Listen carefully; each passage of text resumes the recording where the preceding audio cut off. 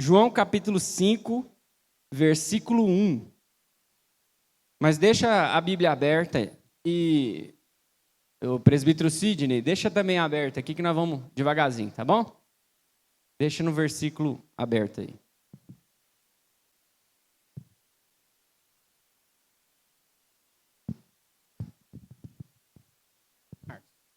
Fica com o microfone aí e você vai ler o texto de maneira pausada aí. Pode sentar. Você vai lendo o texto e nós vamos pregar aqui junto, amém? Pode ler esse primeiro versículo aí. Depois disto, havia uma festa entre os judeus, e Jesus subiu a Jerusalém. Tá bom. Primeiro versículo que nós lemos, nós vamos ler esse texto. Esse é um texto que fala aonde Jesus ele chega em Jerusalém e ele vai entrar por um lugar, por um local, aonde tem um tanque de Betesda, né? Então, o primeiro versículo, ali na versão, depois disto, havia uma festa entre os judeus. Depois do quê? Em algumas versões está assim, passadas estas coisas, havia uma festa do judeu. Passado o quê? Depois do quê? Do que está acontecendo? Depois de um momento difícil, eu queria dizer para você que nem tudo que passa e acontece na sua vida é para ou pôr um ponto final na sua vida ou é para sempre. Então aqui nós já conseguimos entender no primeiro versículo, depois destas coisas, passadas estes momentos, havia uma festa. E eu queria liberar a primeira palavra na sua vida hoje. Nesse momento que você está vivendo, talvez é um momento difícil, um momento de deserto, um momento de problema, um momento de dificuldade na sua vida, vai ter uma festa. Tem uma festa para você. O momento não é o momento final na sua vida e também não é o momento para a vida toda. Você vai sair do vale. Tem uma festa. Depois destas coisas, tinha uma festa. E aí nós podemos entender que às vezes, irmãos, a gente está num momento difícil no nosso casamento, a gente está num momento difícil no trabalho, às vezes levantou um gigante na sua vida do seu cotidiano, às vezes, irmãos, é um gigante aí na área do judiciário, às vezes você está com uma causa na justiça e essa causa nunca sai. Tem 5 anos que você está lutando com essa causa para ela sair e ela não sai. E eu venho dizer para você hoje, que tem um ponto final aí, mas o ponto final é da luta, porque agora vai começar a festa na sua vida. Tem uma festa para você. Amém, irmão? Glória a Deus. Então, talvez você, eu não sei a sua vida, não sei, né, do seu íntimo, do seu passado, mas talvez era para você estar morto hoje. Mas Deus não deixou, não. Deus, por isso hoje você tem que estar em festa. Talvez, irmão, era para você estar sepultado debaixo de 7 palmos. Esse Covid veio para te arrebentar. Essa luta veio para te matar, para te ferir, mas você está de pé. Você está de pé, você está dentro do templo, você está adorando ao Senhor. E é momento de festejar ou não, irmão? É festa. Festa é lugar onde você engrandece o nome do Senhor, você fica alegre. Isso é festa. Então, irmãos, quando a gente vai entender... quando a gente olha para dentro da igreja, e talvez a gente diga assim, a igreja vai ter uma festa. Qual que é a próxima festa da igreja? Alguém sabe, irmã? Alguém sabe a próxima festa da igreja? Hã? Dos varões? Dia 23 tem o culto dos varões, mas também vai ter a festa da colheita, né? Vai ter o aniversário da igreja. E o que vem aqui em cima dessa igreja, o que a gente carrega de... Como que a gente fala? Eu não sei a palavra correta agora que me fugiu. Mas a gente tem uma marca, né? De que a igreja não gosta de festa. É assim ou não é, irmão? Quando tem festa aqui, os irmãos, ó, vaza na braquiara. Aí nós temos que chamar as outras igrejas para encher a igreja. É assim, Sebastiana? Fala alto aí. É ou não é, Osmaí? Vamos fazer uma festa. Os irmãos, ó, não gostam de festa. Mesmo um povo que não gosta de festa. Mas aí, irmão, eu quero dizer para você que o céu é festa. O céu é festa, não tem como fugir. E aí, como que vai fazer na hora do céu? Aí vai ficar difícil. Então, só para você ver, A gente entende que o nosso corpo, por exemplo, a nossa triunidade, né? Nós acreditamos na tricotomia, né? O corpo, alma e espírito. O corpo, irmão, ele é o centro das sensações. O corpo, quando você olha para o corpo, você tem o quê? Você tem o tato, o olfato, o paladar, a audição e visão. Certo? São 5 sentidos. É o centro das sensações. Quando a gente olha para o Espírito, esse Espírito que está falando aqui na Bíblia, não é um Espírito com E maiúsculo. O Espírito com E maiúsculo é o Espírito Santo de Deus. Mas quando a palavra fala que o nosso Espírito, foi nos dado um Espírito, esse é um Espírito de E minúsculo. E quando a gente vai olhar, a palavra no grego chama ruá, ou a segunda opção, pneuma, né? É o sopro, é o fôlego de vida. Esse é o Espírito, né? É o Espírito que é composto. Quando a gente morrer, o Espírito volta para Deus, porque foi Deus que deu. É diferente do Espírito Santo, tá, irmãos? A gente não tem tempo para falar sobre isso, mas uma hora ou outra a gente pode entrar no estudo sobre pneuma, ruá, ou Espírito Santo de Deus, nesse sentido. E nós também somos compostos de alma. A alma, quando você vai olhar também na origem da palavra, é animar. Alma, animar, em grego, ou psique, que aí vem o termo da psicologia, psiquiatria ou psicanálise, que estuda a alma, que é o centro das emoções. Então, quando você olha para o corpo, é o centro das sensações, o espírito é o centro da vida, porque sem o espírito você não tem o fôlego de vida, e sem a alma você é o centro das emoções. Quando você é uma pessoa desalmada, o que significa? Que você não tem emoção. E talvez, irmão, uma pessoa sem emoção, uma pessoa desalmada, ela já perdeu a alegria da vida. Uma pessoa desalmada, ela não consegue mais alegrar com coisas pequenas. Por exemplo, nós não conseguimos festejar somente por ter esse ar respirando. A gente deixou de ter alegria, a gente ficou desalmado, a gente ficou sem sensações, sem sentimentos. E quando nós olhamos para a palavra de Deus, a Bíblia fala, tá difícil, mas esse momento vai passar, é momentâneo, vai vir festa. E a festa é para você ter alma. Quem tem alma, alegra. Quem tem alma, glorifica. Quem tem alma, se alegra na presença de Deus. Nós não podemos ser essas pessoas desalmadas. Amém, irmãos? Então, quando nós olhamos para a Bíblia sem alegria, a pessoa sem alegria, ela é uma pessoa desalmada. Quando a gente vai olhar alguns personagens bíblicos, Davi, quando ele foi reinar sobre toda Israel, porque ele reinou 7 anos e 3 meses sobre Hebrom, mas depois ele vem reinar sobre a Israel toda, as 12 tribos unificadas. Quando ele chega para reinar, Saul tinha acabado de morrer. E Saul morreu, o que acontece? Ele perdeu a glória de Deus. A glória que estava representada na Arca da Aliança foi embora. Foi roubada pelos filisteus.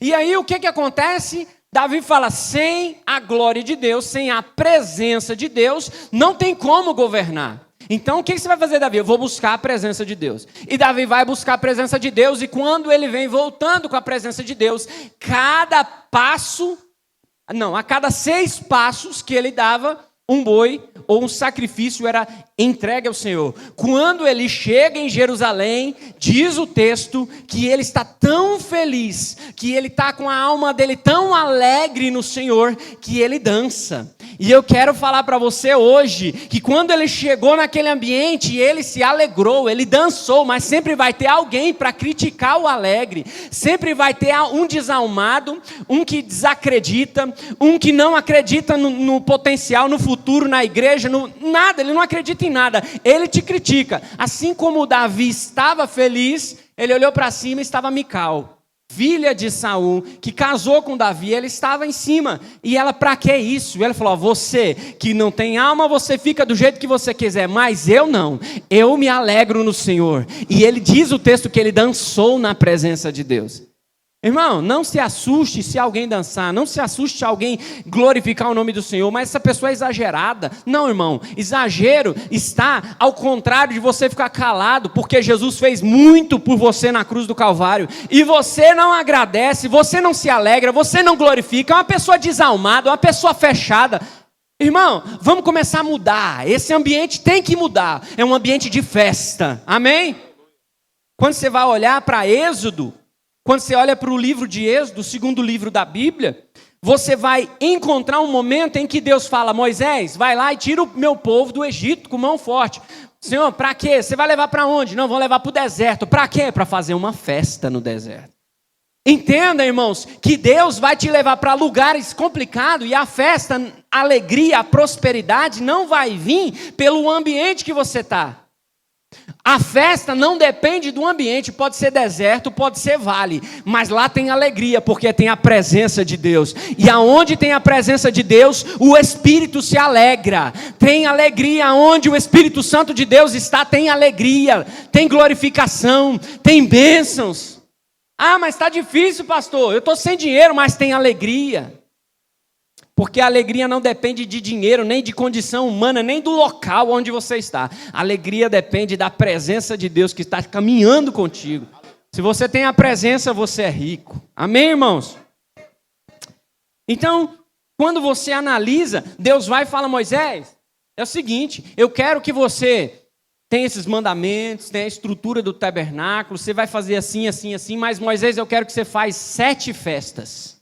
7 festas, eram 4 intermediárias, mas 3 festas eram principais festas do povo de Deus ali no deserto. Ele colocou as principais, eu vou falar para vocês, nós já ministramos aqui sobre as festas, né, do povo judeu, e aí é a festa do tabernáculo, a festa do Pentecostes e a festa da Páscoa, o Pessar, o cordeiro que foi passado nos umbrais da porta e que amanhã nós estamos comemorando uma festa chamada Pessah, é a Páscoa. Saltar significa que o anjo da morte chegou e aonde tinha o sangue no umbral da porta, o anjo da morte não entrou. Irmão, quando você está na presença de Deus e tem presença de Deus aí dentro de você, o anjo da morte não tem poder sobre a sua vida.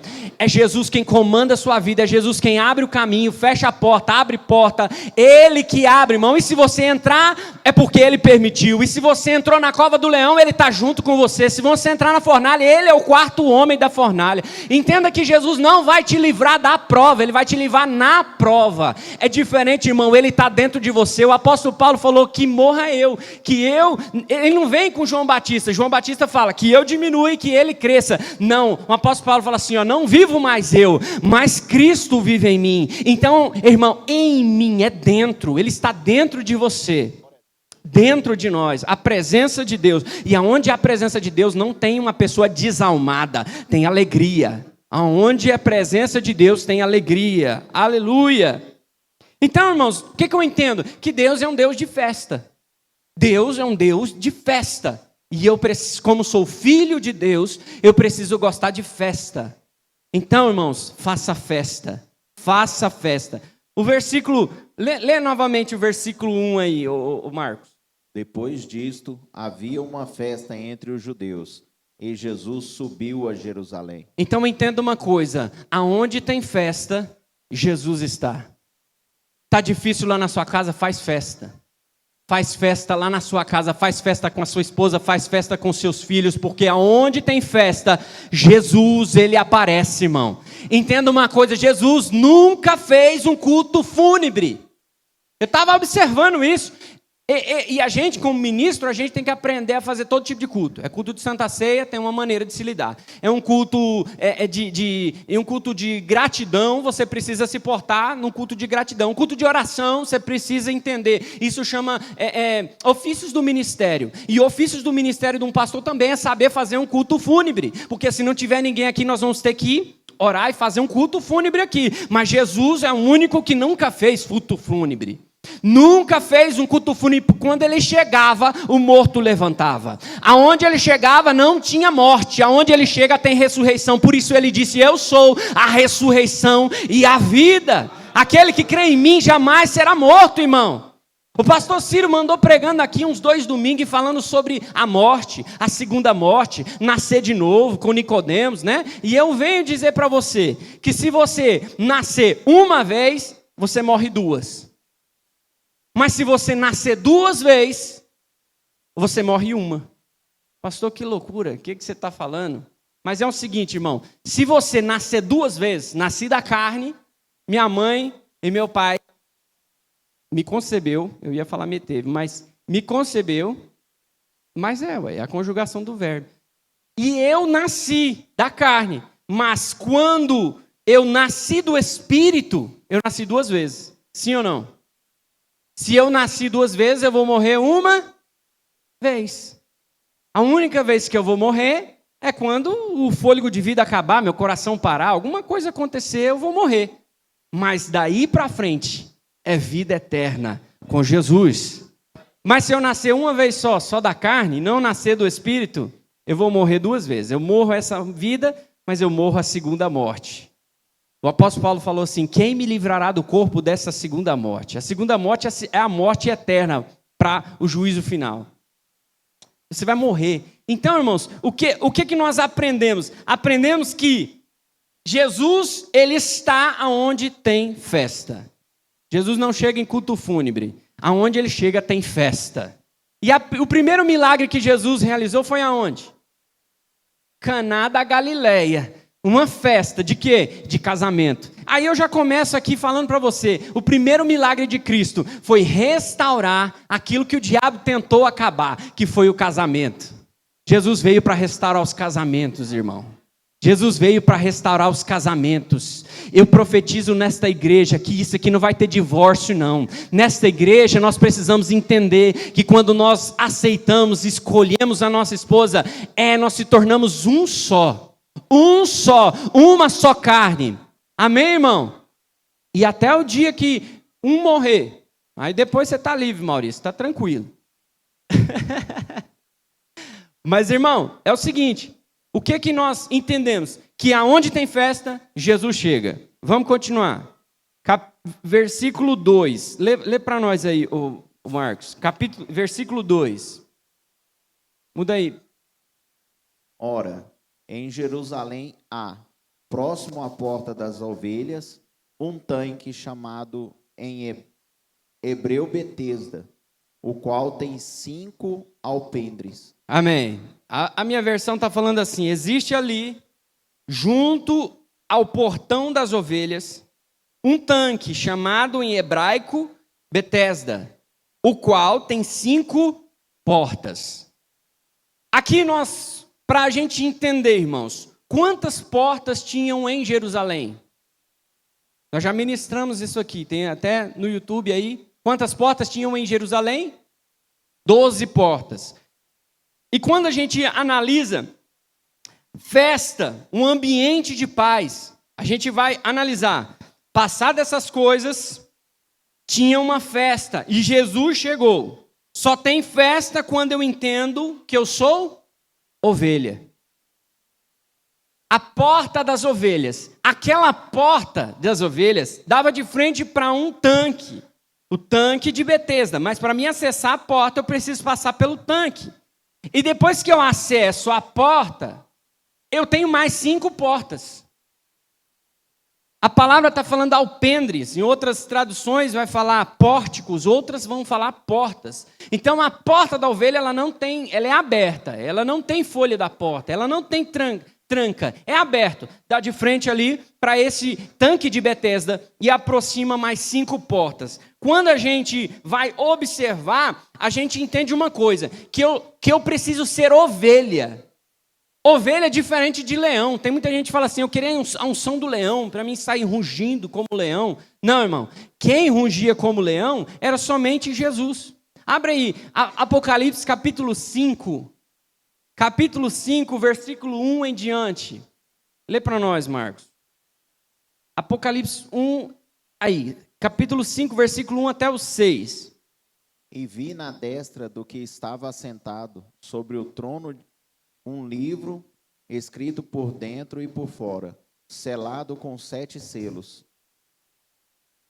E vi um anjo forte, bradando com grande voz: quem é digno de abrir o livro e desatar os seus selos? E ninguém no céu, nem na terra, nem debaixo da terra, podia abrir o livro, nem olhar para ele.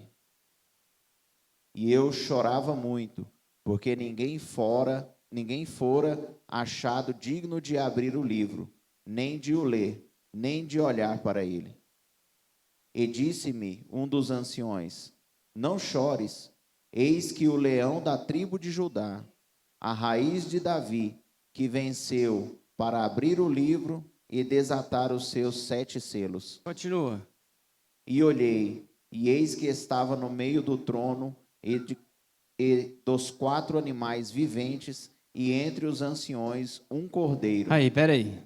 Irmão, eu não sei eu e você, mas eu não entendo muito disso aqui. O ancião olhou e viu o quê? O leão da tribo de Judá, sim ou não? Quando João, ele se vira para olhar, o que ele vê? Ele vê um cordeiro. E na minha concepção, leão não parece nadinha com cordeiro. Leão não parece nada com cordeiro. Mas aqui eu venho trazer uma informação para vocês. A informação é que o ancião viu o governo de Jesus recebido através da cruz do Calvário. Tudo que Jesus fez foi dado honra a Jesus. Foi lhe dado um nome que está acima de todo nome, tanto no céu, na terra e debaixo da terra. E todo joelho se dobrará diante de Jesus, diante do nome de Jesus. Então, quando o ancião olha para Cristo, ele não vê um cordeiro, ele vê um leão da tribo de Judá. Mas João olha para Cristo não como um ancião, mas João é representatividade da igreja. A igreja olha para Cristo. Entenda, irmão, que João, ele fala não o que ele ouve, ele copia o que ele vê. A igreja é da mesma maneira. A igreja não copia o que ouve, ela copia o que vê. E o que nós vemos? Nós vemos um cordeiro mudo, indefeso, subir numa cruz do Calvário, morrer por nós e ressuscitar no 3º dia. O que eu vi subir foi um cordeiro. E assim como o cordeiro, nós imitamos o cordeiro. A igreja precisa agir como o cordeiro, precisa da unção do cordeiro, permanecer muda. Andar muda. O que Jesus falou: quando você receber uma ofensa, você vira o outro lado. Quando alguém falar para você andar 1 milha, você anda 2. Irmão, se nós for copiar leão, a gente vai sair rugindo para todo lado. A igreja ia sair rugindo, irmão. E não é isso que nós precisamos. Nós precisamos ser manso e humilde de coração. Manso e humilde. Isso é a ovelha. Ah, pastor, mas eu queria a unção do leão. Irmão, o leão, quando ele ruge, em mata fechada é 4 quilômetros que o rugido dele vai. Em mata aberta são 7 quilômetros que o rugido do leão chega. Irmão, talvez Deus não te deu vitória ainda porque você ruge demais. Talvez se você ficasse mudo como o cordeiro, quietinho, Deus te abençoava. Deus te dava a vitória. Então, nós entendemos, irmão, que olhando para o contexto, pode voltar para João capítulo 5, versículo 2. Quando a gente entra no contexto, a gente observa que a gente precisa ser ovelha. A porta da ovelha, a gente precisa por que eu sou ovelha? Que benefício tem eu ser ovelha e não ser leão? O benefício de ser ovelha é que você tem um bom pastor. É que você tem um bom pastor que pega você pela sua mão e leva você a águas tranquilas. Ele limpa os seus pés. Ter pastor é bom, irmão, porque ele busca, ele cuida, ele zela. Irmão, pastor é aquele que cuida. Jesus cuida da igreja. Jesus está cuidando de nós, irmão. Agora, quando leão não obedece ninguém. Leão é traiçoeiro, leão é perigoso. Você está entendendo, irmão? Nós precisamos ser ovelha, a porta das ovelhas. O capítulo 2, ainda continua no capítulo 2. Existia ali, então, junto ao portão das ovelhas, um tanque chamado hebraico Betesda. Betesda, irmão, significa ambiente de misericórdia. Ambiente de misericórdia, lugar de misericórdia, casa de misericórdia. Betesda é um lugar certo. Amém, irmãos? Betesda é um lugar certo.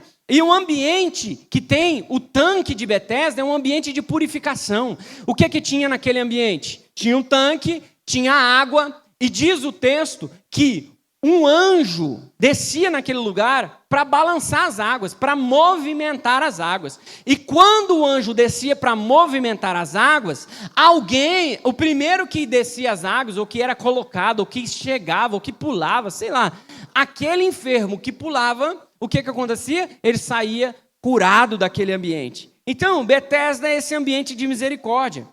E aí, quando a gente pergunta assim, quando a gente vai olhar, o povo vinha tudo para Jerusalém nessa festa. Ia ter uma festa. Jesus está chegando na festa, entrando nesse ambiente. Todo mundo que ia vir de longe, ele vinha sujo. Sim ou não? Vinha sujo. E quando ele chegava no ambiente, o que era necessário? Era necessário se limpar, se lavar. Em 1888, eles fizeram uma escavação e encontraram o tanque de Betesda. Na verdade, eram 2 tanques. E na parede tinha o desenho de um anjo descendo. Então, a didática, por quê? Por que para entrar por essa porta a gente precisa estar limpo? Quando o povo vinha de longe, e a cidade mais longe de Israel tinha 100 quilômetros, eles vinham de longe, eles traziam sacrifício. Ou eles traziam bois, cabras, né? Carneiro, pombinha, o que tinha? Eles tinham que se limpar e o sacrifício das mãos deles também tinham que estar limpo. Então, era necessário passar o animal e eles pelo tanque para se limpar, para entrar nesse ambiente. E o primeiro milagre que Jesus fez foi num ambiente de Caná da Galileia. O que tinha na frente da casa? Era um costume, irmão, que quando eles iam entrar num ambiente de festa, num ambiente sagrado, eles precisavam se lavar. E em frente à casa dos noivos, dos que estavam se casando, do casal, tinham 6 talhas de água. Para quê? Para limpeza, para se limpar, para se lavar. Então, ninguém entrava na festa sem se lavar. Então, Deus está dizendo, eu tenho um ambiente novo, mas eu preciso que você passe pelo processo. Eu tenho um momento de festa na sua vida. Está muito próximo, mas eu preciso que você se lave. Eu preciso que você se limpe. E eu preciso que o sacrifício da sua mão também seja limpo. Não adianta eu estar bem vestido, eu estou como um fariseu, eu estou lindão por fora, mas o sacrifício da minha mão é sujo. É ímpio, é sujo. Então, o que eu estou aprendendo aqui é que para mim acessar um ambiente de festa, um ambiente novo que Deus tem preparado para mim, eu preciso passar pelo tanque, eu preciso me limpar, eu preciso limpar as minhas mãos. Os sacrifícios das minhas mãos precisam estar limpos. Amém, irmãos? Então, quando eu vou acessar esse ambiente, eu continuo olhando. Existe ali, junto ao portão das ovelhas, um tanque chamado hebraico Betesda, o qual tinha 5 portões. Então eu já entendi que o ambiente ali é para limpeza, e para mim acessar esse ambiente de festa tinha 5 portas. Por quê? Porque o judeu não acreditava nos livros proféticos e nem nos livros poéticos. Então, como que é o nome do livro do judeu? Torá. A Torá era os 5 primeiros livros, e até hoje é os 5 primeiros. Eles creem somente nos livros escritos por Moisés. Então, os 5 primeiros livros era o quê? Simbolizava 5 portas. Não era de maneira equivocada essas 5 portas. É porque eles estavam falando, você precisa acessar a porta das ovelhas, você precisa entender que você é ovelha, que você precisa de um bom pastor, e que você precisa se limpar. E quando você for acessar, você tem que passar pela palavra. Você tem que acessar a palavra, você tem que atender a palavra, você tem que ouvir a palavra, você tem que praticar a palavra. Quando você for acessar Jerusalém, você precisa passar por esses 5 portões. E é o que está escrito no versículo 2. Quando a gente vai para o versículo 4, vai para o versículo 4, por gentileza.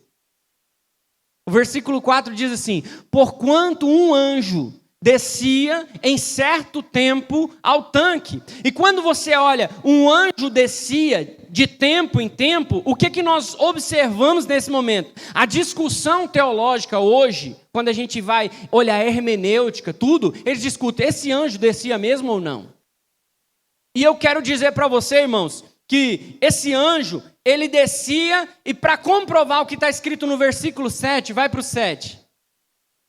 Versículo 7, diz assim: o enfermo respondeu, Senhor, não tenho alguém que joga quando a água é agitada. Aí, é colocado no versículo 4, volta para o 4. É colocado no versículo 4 entre parênteses. Se você olhar na sua Bíblia, está entre parênteses. Por quê? Pode ser uma citação que a gente chama de Torá oral, que era passada de pai para filho, não está na Bíblia, mas ele foi passado de pai para filho, histórias que aconteceu na época de Moisés, ok? Então foi colocado que para justificar que o enfermo está virando para Jesus e falou, Senhor, não tem ninguém para me jogar quando a água é agitada. Então, para justificar esse movimento da água, no versículo 4, alguém coloca, havia um anjo que descia de vez em quando, de tempos em tempos. E eu quero trazer hoje na sua memória o seguinte, irmão. O que você acredita, pastor? Que o anjo descia, que a água movimentava, que o tanque era milagroso mesmo? Irmão, eu acredito na Bíblia. E eu acredito que não importa a água, não importa tanque, não importa movimento e não importa anjo. Se você tem Jesus na sua vida, o milagre não precisa depender de nada. Não depende de movimento, não depende de anjo, para que o milagre aconteça na sua vida. E talvez eu ministro aqui nesta noite, Jesus vai fazer, Jesus vai curar, Jesus vai libertar, e a igreja parada, desalmada. Mas se eu falar, irmão, eu sinto que tem um anjo aqui, aí todo mundo começa a glorificar. Sabe por quê? Porque quando você sentir a presença, quando eu digo que tem um anjo, é porque você já perdeu a presença. A presença tem que vir pela palavra, porque o que mais importante é a palavra de Jesus. A palavra de Jesus é que limpa, a palavra de Jesus te direciona, a palavra de Jesus é: sois limpos pela minha palavra, vocês sois limpos pela minha palavra. E Jesus está falando, o que você quer que eu faça para você? Aleluia! Irmãos, em Êxodo, no capítulo 33, no capítulo 34, está falando o seguinte, que o povo se perdeu. Enquanto Moisés estava em cima do monte, o povo se perdeu. Fizeram o quê? Um bezerro de ouro. Começaram a adorar o bezerro. De repente vem Deus e fala, Moisés, cansei desse povo. Cansei desse povo, e eu não vou mais com esse povo, e eu vou mandar um anjo. Aí Moisés fala, anjo, senhor? Eu vou mandar um anjo. Ele fala, mas anjo é bom. Anjo é até legal, mas não manda anjo, não. Não manda anjo, não. Mas por quê? Não, sem a tua presença, eu não saio daqui. Irmão, anjo pode até ser bom, um anjo da guarda, quem te livre e tal, vai andar. Irmão, é melhor ter a presença de Deus na sua vida do que anjos na sua porta, na sua casa. Jesus é a presença de Deus, é Jesus, irmão. Vamos caminhar aqui, porque senão nós não vamos conseguir terminar. Então, volta lá em João 3. O João 5,3 está falando assim, nestes jazia grande multidão de enfermos, cegos, mancos e ressequidos, esperando o movimento das águas. No versículo 3 fala o movimento das águas. No versículo 7 fala que as águas se mexiam, não tinha ninguém para jogar. Então vem no 4 e fala que um anjo descia naquela água e mexia a água para provar e respaldar o versículo 3 e o versículo 7. Mas eu venho dizer para você, irmão, que está cheio nas nossas igrejas de pessoas que vão atrás de movimento de água. É muita gente, irmão, ele vai atrás de movimento de água, não porque hoje vai ter um mover das águas, e a água move para cá, a água move para lá, não porque hoje eu vou sair com a minha vitória, porque hoje é um dia de libertação, porque na segunda não tem milagre, na terça também não, mas na quinta também, na quinta tem, ou no domingo não tem. Irmão, eu quero dizer para você que o mover não independe, irmão, depende de tanque, independe de água. O mover, irmão, é a presença de Deus. Você não precisa chegar ao congresso para você cheio de Espírito Santo, não. Você não precisa esperar nada para ser cheio, não. Basta você começar a glorificar e dizer, Jesus, filho de Davi, tem misericórdia de mim, porque é uma maneira de você chegar aos pés do Senhor. Tem 3 maneiras, irmão. Ou você pode ser levado aos pés do Senhor, assim como aquele coxo em Cafarnaum, os seus amigos levou ele até a presença de Jesus. Ou você pode ir até a presença de Jesus, assim como foram vários na presença de Jesus, tocou as suas vestes, se apresentou. Ou Jesus vai até você, assim como ele foi na casa de alguns fazer alguns milagres. Ele foi também lá na casa de Lázaro. Ele foi em vários lugares fazer milagre. Aqui, irmão, o que acontece? Jesus vai até ele. Jesus chega até ele. Ele está ali coxo há 38 anos. 38 anos passando dificuldade atrás de quê? De movimento. Atrás de movimento de água. Tem muita gente, irmão, que está rastejando. Porque é o seguinte, o que a gente olha para esse ambiente? Olha para um ambiente onde tem um homem que precisa de um milagre. Alguns tinham dinheiro, aí pagava para os outros jogar ele na água. Mas quando o cara não tinha dinheiro, o que ele tinha que fazer? Ele tinha que se rastejar. E tem muita gente, irmão, que está rastejando atrás de movimento. Eles estão rastejando. Às vezes o casamento está por um fio, está acabado, e ele está rastejando no casamento, no trabalho, no emprego. Por quê? Porque eles estão olhando para o movimento. Eles estão olhando para o tanque de Betesda. Eles estão olhando para a água. Mas eu chamo você, a sua atenção, para você olhar para Jesus. Porque Jesus não quer saber do anjo, Jesus não quer saber do tanque, Jesus não quer saber de porta. Jesus veio diante de você, Jesus está aqui hoje, Jesus quer te libertar hoje. Jesus chegou diante de você e está perguntando uma pergunta para você básica, simples: o que é que você quer que eu te faça? Aleluia. Jesus está perguntando para você. Sabe por que Jesus fez essa pergunta? E a gente pode talvez analisar o texto e falar assim: Jesus está fazendo uma pergunta sem nexo. Por quê? O cara está paralítico, ele está lá querendo pular na água, por que ele está fazendo essa pergunta? Então vamos ler versículo, coloca para nós aí, varão, o versículo 5, vamos olhar, o versículo 5. E estava ali um homem que havia 38 anos, se achava enfermo. Segue, versículo 6. E Jesus, vendo esse deitado, e sabendo que estava neste estado havia muito tempo, disse-lhe: queres ficar são? Em algumas traduções, o que queres que eu te faça? O que você quer? Sabe por que Jesus faz essa pergunta hoje para mim e para você? É porque tem muita gente no lugar certo, mas que não sabe o que quer. Tem muita gente que está aqui hoje, mas ele não sabe para onde ele vai, o que ele vai fazer, o que ele quer. Sabe o que ele quer? Coisas vãs. Você está com Jesus na sua frente, o que você quer que eu te faça? Aí vai para o versículo 7, por gentileza. Versículo 7. O enfermo respondeu: Senhor, não tem homem algum que quando a água é agitada me ponha no tanque. Irmão, presta atenção, o que Jesus perguntou? O que você quer que eu faça? Você quer ficar curado? Você quer ficar são? Aí ele respondeu: Senhor, eu não tenho homem algum para que me jogue na água. Ou seja, aqui nós encontramos um ambiente onde esse homem está com uma carência afetiva. Ele está com uma carência afetiva. E na linguagem do amor, algumas pessoas falam de palavra de afirmação. Esse cara é a pessoa que às vezes vem pregar ou vem cantar e precisa falar assim: ô irmão, você foi bom, hein? Rapaz, mas que coisa, que benção. Ou você está aí no banco chorando: ninguém me notou que eu estou triste, que está faltando uns cílios, metade da minha sobrancelha. Irmão, você tem que parar de querer que as pessoas em volta joguem você no rio. Você tem que parar. O que você quer que eu te faça? Você quer o quê? Você quer que eu te abençoe? Você quer que eu traga um milagre na sua vida? Ou você está atrás de coisas, de situações? Você precisa de confirmação de alguém? Irmão, até que ninguém fale nada para mim. A minha honra vem do Senhor. A glória vem do Senhor. Eu brilho o reflexo de Cristo em mim. Amém, irmãos? Se você receber elogio, pronto, você já recebeu sua coroa aqui na terra. Tá beleza. Excelente para você. Mas entenda, irmão, que nada que você faz é por você. Tudo é por Ele, tudo é dele. Ele que te deu o fôlego, Ele que te deu a habilidade, Ele que te deu o dom, Ele que te fez crescer, Ele que te deu sabedoria, Ele que te deu maturidade, Ele que cuidou de você quando você estava ferido, machucado. É tudo sobre Ele, é tudo sobre Jesus, nada sobre nós. Então talvez aquele jargão pentecostal fala: você vai buscar e você vai encontrar. Não, irmão, Ele te encontrou primeiro e está falando: o que você quer que eu te faça? Eu estou na sua frente, você está no lugar certo, no ambiente certo, a hora certa, eu estou na sua frente. Você vai olhar para quê? Olha para mim, olha para Jesus, pare de olhar a circunstância. E é isso que Jesus está falando nas nossas vidas, irmão. Jesus está querendo transformar a minha vida, Ele está querendo mudar a minha vida. Nós não temos tempo.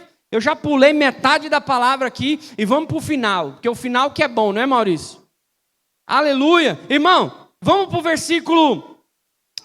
versículo 7 aí, por gentileza. Não, versículo 8. Então Jesus lhe disse: levanta-te, toma o teu leito e anda. Antes o leito carregava ele durante 38 anos, agora ele carrega o leito. E aonde esse homem vai parar? Eu quero dizer para você, irmão, você precisa estar no lugar certo, na hora certa e falar com a pessoa certa. Irmão, entenda uma coisa, tem gente que vem a vida inteira para a igreja. Tem gente que está aqui 38 anos, no mesmo ambiente. Num ambiente de milagre, na casa de misericórdia, num ambiente de misericórdia. Está num ambiente onde tem água, onde Ele está limpando todo mundo aqui, onde tem a palavra do Senhor, que está sendo ministrada a palavra de Deus. Irmãos, 38 anos no mesmo ambiente, num ambiente correto, num ambiente certo. Mas eu também preciso estar na hora certa. A hora certa é hoje. Tem 2 dias no ano que você não faz nada. Você sabe qual é esses 2 dias do ano que você não faz nada e você não pode fazer nada? Um é o ontem e o outro é o amanhã. Então, o momento certo é hoje. É hoje que Deus tem um milagre na sua vida. É hoje que Deus vai mudar a sua história. É hoje que o tempo de problema, de dificuldade acaba. É hoje que você vai acessar um ambiente de festa. É hoje que você está no lugar certo. E eu quero dizer para você, irmão, a pessoa certa também está aqui. Ele veio, ele já chegou mais antes do que você. Quando você chegou, você falou com ele, ou você foi falar com os outros, ou você pode me jogar na água, ou você falou com quem pode resolver o seu problema, que independe de água, independe de fonte, independe de tanque, independe de porta. Ele é a porta das ovelhas.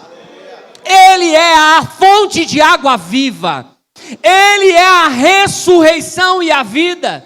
Jesus pode fazer o milagre. Jesus pode resolver o seu problema hoje.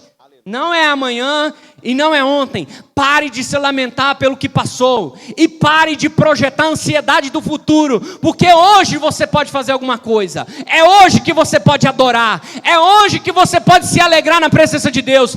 A providência vem hoje, mas você precisa se alegrar. Você precisa abrir a sua boca e falar: Jesus, filho de Davi, tem misericórdia de mim. Jesus, eu preciso de um milagre hoje.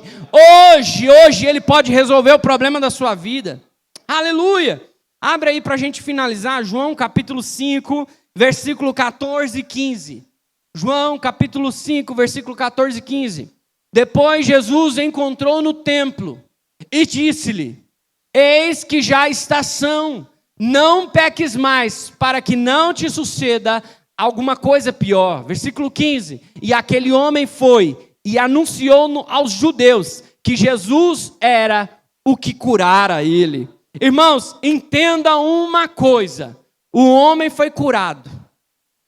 O homem pegou a sua cama e saiu andando. Aonde Jesus encontrou o homem? Versículo 14. Aonde ele encontrou o homem? No templo. Aí, irmão, Jesus faz um milagre na sua vida, fez um milagre na sua vida, e eu vou fazer uma pergunta: por que você some do templo? Por que você some do templo? Por que às vezes você não vem no templo? Por que às vezes na terça-feira você não está no templo? No domingo de manhã você não está no templo? A gente precisa rever algumas coisas. Porque se Jesus fez um milagre na sua vida, é para você estar na casa dele. Quando Jesus curou Lázaro e falou assim: Lázaro, no capítulo 11, sai para fora. Sabe o que aconteceu no capítulo 12? Ele estava na mesa, juntamente com Jesus, Marta e Maria. Maria quebrou o puro nardo, lavou ali os pés de Jesus, secou com seus cabelos. Marta organizava tudo, Maria adorava ali com o seu melhor, e Lázaro estava na mesa. E diz o texto que era a multidão que estava do lado de fora para ver Jesus e para ver Lázaro, que havia sido ressuscitado. Irmão, eu quero dizer para você que depois que Jesus fez um milagre na sua vida, muitos vão estar próximo de você para ver realmente o testemunho na sua vida do que Jesus já fez. Amém, irmãos? Então não suma do templo não, viu, irmãos? Não suma do templo. A primeira vez que Jesus encontrou esse homem foi aonde? No tanque de Betesda. A segunda vez foi aonde? No templo. Irmão, a gente vai orar agora. Eu queria que você se colocasse de pé sobre os seus pés. E se Deus te deu vida e falou contigo hoje, eu vou orar com você. Sabe por quê, irmão? Porque hoje o Espírito Santo de Deus está falando, você está há muito tempo no tanque. Você está no ambiente certo, no ambiente da minha palavra, no ambiente aonde é a casa de misericórdia. Mas você tem falado comigo, você tem falado com a pessoa certa. O momento é esse, irmão. O Espírito Santo está aqui, ele quer ouvir a sua voz. Como ele quer ouvir a sua voz nesse momento, irmão. Irmão, você não depende mais de sacerdote, você não depende mais de pastor, você não depende mais de profeta, você não precisa ficar correndo, irmão, movimentos aí, irmão, de profecia, movimento de monte, movimento disso, ou às vezes até, eu creio no óleo da unção. Irmão, eu quero dizer para você que o que cura você não é esse óleo aqui não, viu? O que cura você é o nome de Jesus. No nome de Jesus, curamos enfermos, no nome de Jesus, batizamos com o Espírito Santo, é no nome de Jesus. Então, pare de ter amuleto, pare de ver a água balançando, entenda, irmão, Jesus faz um milagre na sua vida, seja na igreja, seja na sua casa, seja no carro, aonde for, Jesus, ele faz um milagre, amém? Glória a Deus, feche seus olhos e vamos orar ao Senhor. Abre a sua boca e fala com o Espírito Santo aí, que Ele está ouvindo o que você tem para dizer. Ele sabe que você quer ser curado, mas e aí? Ele quer ouvir a sua voz. Ele sabe o que Ele tem que fazer, mas e o que você quer? Fale para Ele aí agora. Senhor nosso Deus, nosso Pai, nós estamos aqui, Senhor, nesta noite, ouvimos a Tua palavra, ó Pai.